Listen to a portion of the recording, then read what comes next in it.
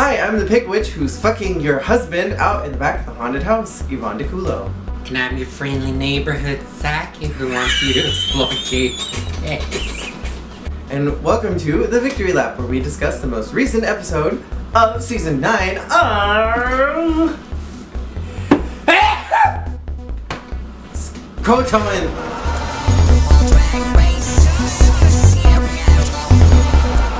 No nails. Miss Cuckoo Geniality is back! Cuckoo! Welcome, mis amores. You wanna see my cuckoo?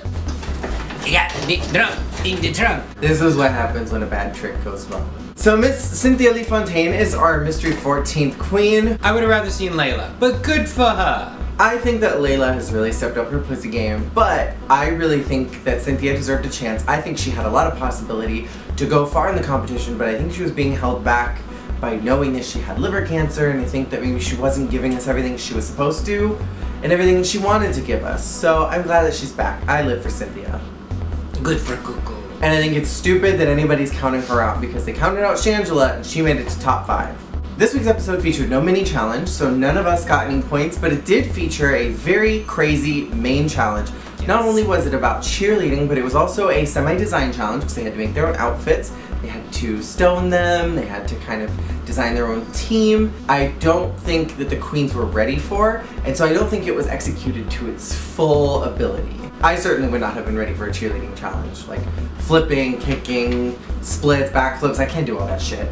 I can hardly put makeup on my face. I wish they had focused more on the design aspect of the episode. This is really the first chance we've had to get to know any of these queens, so we're gonna focus mostly on the ones who make it to the top and the ones who make it to the bottom, which was clearly foreshadowed in this entire episode. To me, it just felt very cookie cutter and in line with what all the other early challenges are. At least they weren't on stripper poles. For me, Alexis, Valentina, and Cynthia were actually in my top 3 for this challenge. And special shout out to Shay, who I thought really looked the part, and I thought she embodied that kind of cheerleader look. She had that big, exaggerated bow, and like the costume was right, the makeup was right. She looked so much softer than last week. The only person who really stood out to me on this challenge and overall this whole episode was Valentina. She did do an actually very good job. I also thought that Alexis, Trinity, and Shay were standouts. I thought they just had a great personality about them and a good energy about them. I was worried about Valentina this week because I didn't know if she would have kind of that charisma to really take on this challenge. And the girls that I was really most impressed with, I feel like performed. And this was the big chance to show what your performance skills are. Because this is not an easy thing to do, doing flips and cartwheels. And if you're not trained in anything like that, you really have to amp it up in every other area to really sell it. And I thought, you know, Alexis, Valentina, Cynthia, Shay, I thought they really sold whatever they were doing, you know? And I don't think that the 4 of them pulled back at all. And I think my problem with the rest of the girls is they pulled back and they were like, this isn't my thing. And so they didn't give it 100%. Kimura, I'm talking about Kimura. So now we have the white party runway, and a white party is kind of boring if we're looking at it objectively. The whole point is that it's all about girls being slutty. And so I was kind of expecting more. Like, especially with drag queens. I feel like the whole point is to go in like your sluttiest white outfit, because don't they like usually do like foam and things like that at white parties? And, like, honestly, see-through and you get like no wet idea and you what can a see white the party titties. is. I thought that was like what a white party is. Maybe I'm completely wrong. What is a white party? Is just to wear white clothes. Okay, so I was completely wrong. That's what I was thinking of, was a foam party. Foam party's the slutty. That's where they get the slutty. Okay, but I love a good color theme runway. I love the pink one that we got in season 5. We had the neon one in season 8. We had black and white in season 8. Color one, you know, color runway is fierce to me. I love them. I didn't really think that everybody brought their breast in this one. And again, I feel like they threw in the towel. The problem is, by calling it a white party runway, I immediately go to, so it's a party. So like, wear what you would wear to a party. And not all the girls did that. No. I mean, Valentina did it, but she put a twist on it where it's, you know, this is what I would wear to a party. party. It was a variation of it's my wedding party, but it's a party. And it was fierce. It was cute. But then the rest of them, it was just like, this is my Winter Wonderland look. This is my other, this is also my Winter Wonderland look. This is if I were going to EDC. This is if I were going to Club Rage. This is my Marilyn Monroe in the white dress standing on top of this. That would have been fucking fierce. That would have been fierce. I mean, that's basically what James Mansfield. But it wasn't executed that way. My favorites were definitely Valentina. I mean, it was so out of left field. I liked Shay's a lot. I really enjoyed Trinity's. I loved the way that it was cut and that silhouette that she was giving with that kind of triangular shape. That was everything. I liked Alexis's too. I thought she looked pretty.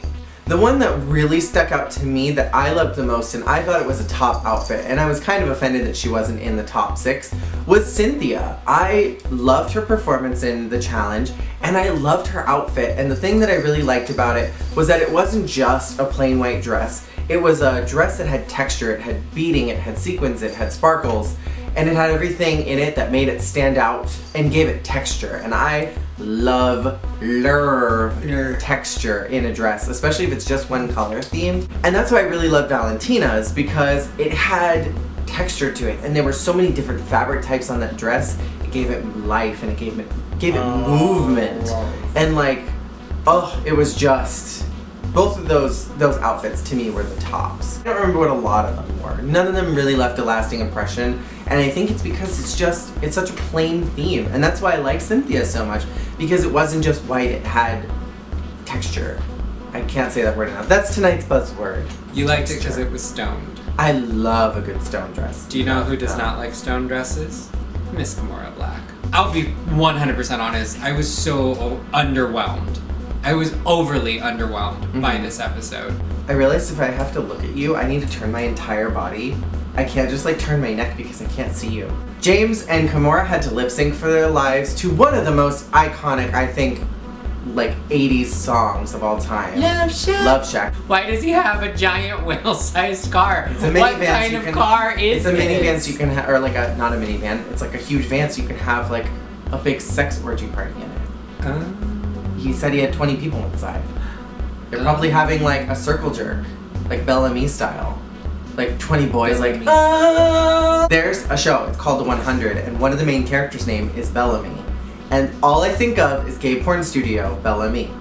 That's unfortunate. Yeah. So they had to lip sync to that, and that means that Jacob lost 6 points because they were both lip syncing for their life, and then James was eliminated from the competition, which means he lost another 5 points.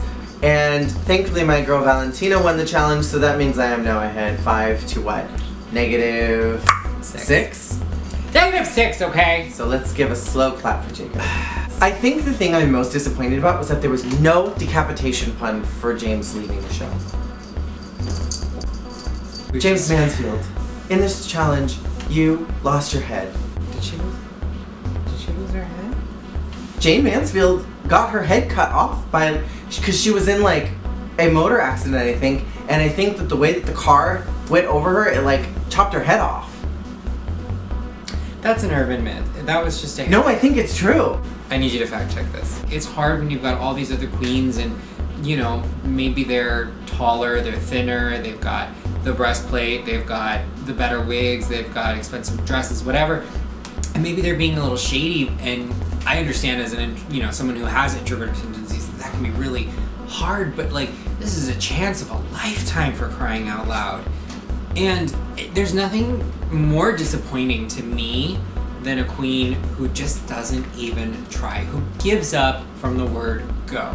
Ross nailed it on the head. Like, you need to give 100. She was barely given 20. You owe it to your fans, you owe it to all the people that wanted you to be there, that rooted for you. You know, all these people back in your hometown. James was talking last week in Untucked that back where she's from, you have to claw your way to get anywhere, and that's how it is in the drag scene right now. You have to claw your way to the top and prove to people that you're not a joke.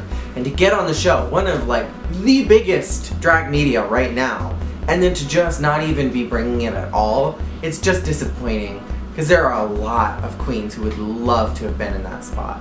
I am just really shocked that Kimora lip synced this early. I've only seen her perform once, but I did see her perform 2 numbers.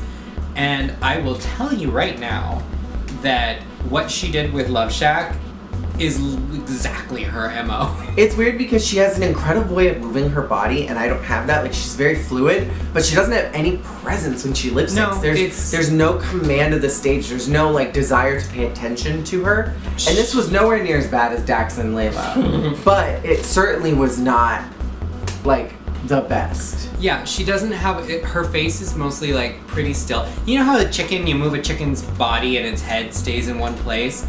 That's Kimora. Like, her head just sort of stays there and just gently lip syncs, and then her body just sort of slithers around the stage from point A to point B, and it looks gorgeous, but after a while you start to realize, like, this song's been going for 5 minutes and she hasn't done anything different. Yeah. She hasn't done any real dance moves, she hasn't death dropped, she hasn't really kicked. Like, she's literally just moving and then changing her level, and then moving and then changing the level. Mm-hmm. That's all she did when I saw her perform. I need her to pick it up if I'm gonna root for her. I need her to pick it up. So we have no context clues for what's happening next week. We got almost nothing in that trailer. I am all for hashtag impeach Wendy Williams. And until next week, my name is Yvonnedeculo. And I'm Jay Gloom. And we will see you next time on the Victory Lap. Thank you so much for watching. Make sure to leave your comments in the comments below. And subscribe to my channel, damn it!